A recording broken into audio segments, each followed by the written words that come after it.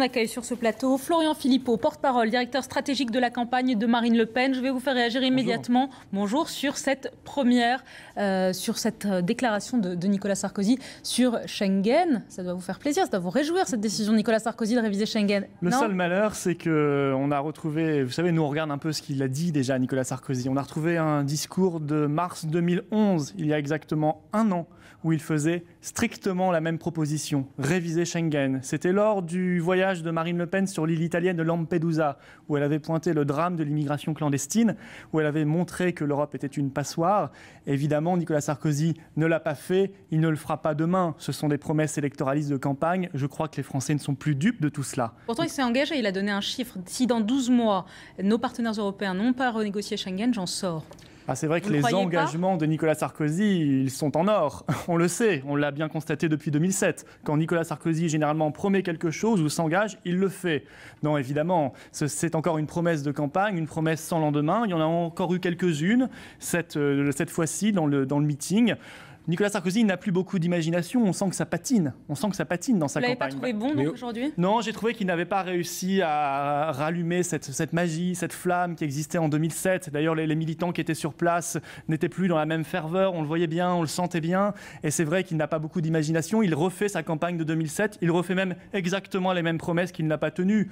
Donc ça patine sérieusement. Et je crois que les Français ont bien compris l'arnaque électoraliste et je dirais même le cynisme électoraliste du candidat du président sortant Sarkozy. Alors, Bruno Jeudi va vous interroger dans un instant, mais d'abord, vous parliez des militants, comment ils ont réagi. Vous dites, ils ont eu l'impression que ça patine. Parole à Bruno Jeudi qui interroge Florian Philippot, porte-parole de Marine Le Pen. Monsieur Philippot, je vous ai entendu donc critiquer la proposition de Nicolas Sarkozy sur Schengen.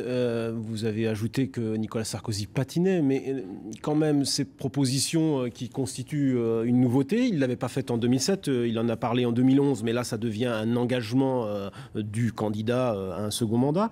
On a aussi entendu globalement une conversion protectionnisme européen. Nicolas Sarkozy allait plus loin que ce qu'il était allé jusqu'à présent. Peut-être qu'il patine, mais vous aussi vous patinez. Il vient sur vos terres, il vous empêche de progresser. Et on voit bien que c'est vous qui êtes un peu sur la défensive sur ces questions-là aujourd'hui. Et non, je crois on ne sent pas avancer de nouvelles propositions. Non, je crois qu'un show à l'américaine qui coûte 3 millions d'euros avec 10 TGV et 700 bus n'auront pas suffi pour convaincre les Français. N'auront pas suffi parce que ça fait 5 ans qu'il fait ça. Ça fait 5 ans qu'il nous fait des grands discours sur l'insécurité, sur l'immigration, sur l'Europe qui protège. Vous savez, en 2007, on a retrouvé les discours. Il parlait déjà de l'Europe protection. Est-ce qu'il l'a faite ? Bien sûr que non. Au contraire, il vient encore de l'aggraver avec le nouveau traité qu'il a signé, le traité de discipline En 2008, budgétaire. il est beaucoup intervenu quand même pour bloquer Vous avez raison, en 2008, et réduire les effets de la crise, financière.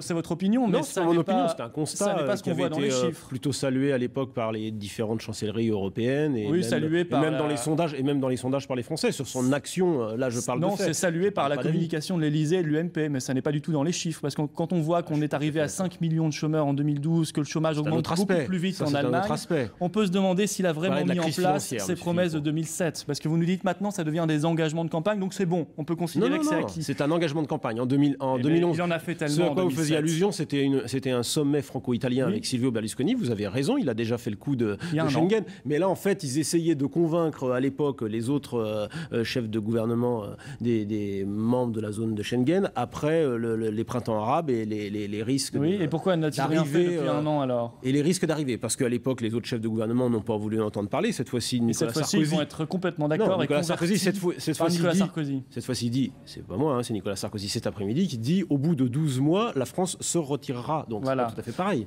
Mais on verra bien, parce que toutes les promesses qu'il a déjà faites, moi je vous dis qu'il les a déjà faites. Par exemple, sur le Small Business Act. Et vous, sur Schengen, qu'est-ce que vous feriez sur Schengen ? Schengen, on veut faire comme le Royaume-Uni. C'est-à-dire que, vous savez, c'est le général de Gaulle. Vous retirez dès à présent ? Bien sûr, c'est le général de Gaulle qui disait les traités, c'est fait pour être déchirés. Quand ça marche pas, on déchire, on s'en va. Voilà, ça marche beaucoup mieux quand on accepte de protéger ses frontières. Donc Schengen, si Marine Le Pen passe, Schengen, vous en sortez le lendemain et vous fermez les frontières à clé on le fera de manière organisée. De la France. Fermer à clé, c'est un peu la caricature, vous voyez, parce qu'on peut maîtriser les frontières, ça existe. Il y a beaucoup de pays dans le monde qui le font. En fait, ils le font tous, sauf les pays de l'Union européenne et de Schengen. On va faire comme le Royaume-Uni, c'est-à-dire qu'on va protéger nos frontières parce que Schengen, c'est la criminalité, c'est la drogue. Mais les promesses de Sarkozy, excusez-moi, je suis comme les Français, je n'y crois plus. Florian Philippot, autre extrait de Nicolas Sarkozy.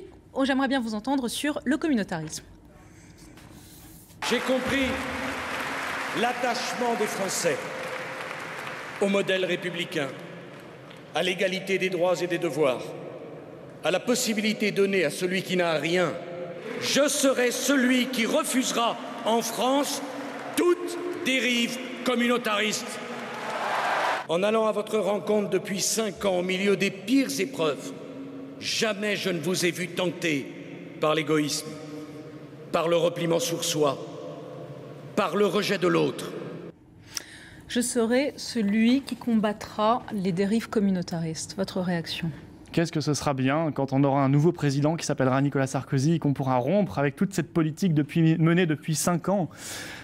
Bon, qu'est-ce que je voulais que je vous dise là-dessus ? Il l'a déjà dit aussi 100 fois, ça. Ce discours-là, on l'a déjà entendu au moins une centaine de fois pendant le quinquennat, très honnêtement, de sa part, de la part de Claude Guéant, de la part de la droite populaire. Qu'est-ce que ça a changé ? Il a fait encore plus d'immigration que Lionel Jospin, si on regarde les chiffres officiels du ministère de l'Intérieur. C'est 200 000 étrangers légaux par an, c'était 120 000 du temps de Lionel Jospin. Est-ce que le communautarisme, c'est la même chose que l'immigration ? En tout cas, quand on accepte une immigration de masse, c'est très compliqué ensuite de faire l'assimilation et c'est très compliqué de lutter contre le communautarisme. Et puis, c'est d'autant plus compliqué quand la République n'a plus aucune volonté d'agir. Parce que la question, par exemple, des prières de rue. C'était une question qui touchait bien sûr au communautarisme, qui n'est pas réglée du tout, et que le pouvoir n'avait pas l'intention une seule seconde d'aborder si Marine Le Pen n'en avait pas parlé. Et qu'est-ce qu'ils ont fait ? Ils se sont couchés. Ils ont donné quasiment à 1,40 € le mètre carré une caserne. Ils se sont donc soumis au communautarisme. Il y a plein d'exemples comme cela. Le vote sur la burqa. L'interdiction de la burqa dans les lieux publics, oui, que Marine Le Pen a été contre. Non, elle n'était pas contre le principe, elle était contre la loi, parce que la loi ne servait à rien, c'était une loi publicitaire de communication. Ça, c'est une loi, mais ça, c'est une loi anticommunautariste. C'est une loi qui est appliquée. Ça reste à démontrer, j'espère qu'elle est appliquée, mais c'est pas, si vous voulez, l'arbre de la loi sur la burqa qui va cacher la forêt du communautarisme, parce que les dérives communautaristes, on en connaît dans tous nos quartiers. Quand on voit d'ailleurs la question du halal, c'est intéressant. Le gouvernement, pendant 2 semaines, nous a dit, quand Marine Le Pen en a parlé, il n'y a pas de problème, ça n'existe pas, c'est réglé, c'est ce que disait Bruno Le Maire, c'est ce que disait Nicolas Sarkozy. Et puis ils ont regardé les sondages, ils se sont rendus compte qu'ils étaient à quelques semaines de l'élection, et en quelques heures, dans un cynisme encore une fois incroyable, ils ont complètement retourné leur discours et retourné leur veste. On voit bien que ça n'est pas sérieux, on voit bien que Nicolas Sarkozy il est dans le verbe, il a le verbe haut mais la main molle, et les Français s'en sont bien rendus compte. Monsieur Philippot, sur les prières de rue, vous disiez ils ont acheté au fond, mais qu'est-ce qu'on fait là ? Ils ont créé une mosquée, puisqu'en fait c'est une mosquée de fête dans une caserne pour que les croyants puissent aller pratiquer leur rite. Qu'est-ce qu'on fait dans ces cas-là ? Il faut les laisser dans la rue ou il faut les mettre dans une caserne désaffectée ? Ou les mettre dehors ? De toute façon, ils sont encore dans la rue. Il suffit d'aller encore se balader. Il y a beaucoup de rues en France qui sont concernées, mais on n'en parle plus. Non, il ne faut pas en tout cas trahir la loi de 1905 sur la laïcité, ce que le gouvernement Sarkozy a fait effectivement en donnant quasiment de fait une mosquée.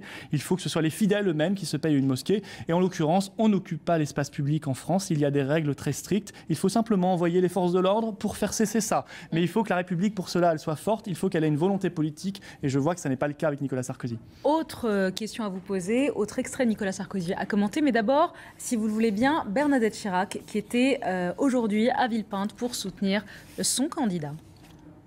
J'ai trouvé formidable. Je m'y attendais d'ailleurs. Parce que j'ai une grande admiration pour Nicolas Sarkozy. Je le connais depuis longtemps. Il a été égal à lui-même, il a été formidable. Vous avez vu le monde qu'il y avait pour l'applaudir dans ce meeting, pour l'encourager à la victoire, qu'il aura d'ailleurs cette victoire. Il sera réélu, j'en suis convaincu. J'ai vécu tellement de choses en politique que, évidemment, je me retrouve un peu, d'ailleurs, ici à Villepinte. Il y a eu un meeting pour mon mari. Je m'en souviens très bien.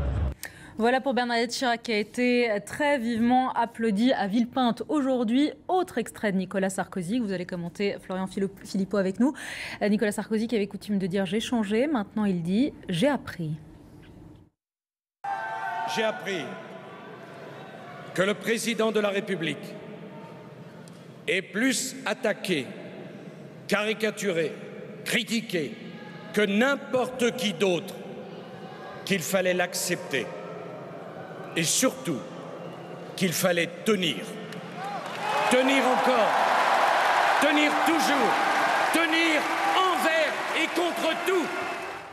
Vous n'avez pas l'impression qu'il a été particulièrement attaqué, caricaturé, critiqué, Nicolas Sarkozy, pendant ses 5 ans de mandat ? Non, j'ai un peu le sentiment qu'il avait quasiment un système médiatique entier derrière lui. Donc, j'ai pas vraiment le sentiment qu'il est particulièrement attaqué, non. C'est pas ce qu'il ressent lui, c'est parce que dit sa femme, qui est... Non, mais son épouse qui disait il y a 3 jours encore, aucun journaliste n'est avec mon mari. Donc, elle doit pas lire le Figaro. Elle doit pas être abonnée au Figaro. Mis à part le Figaro. Oui, il y en a beaucoup.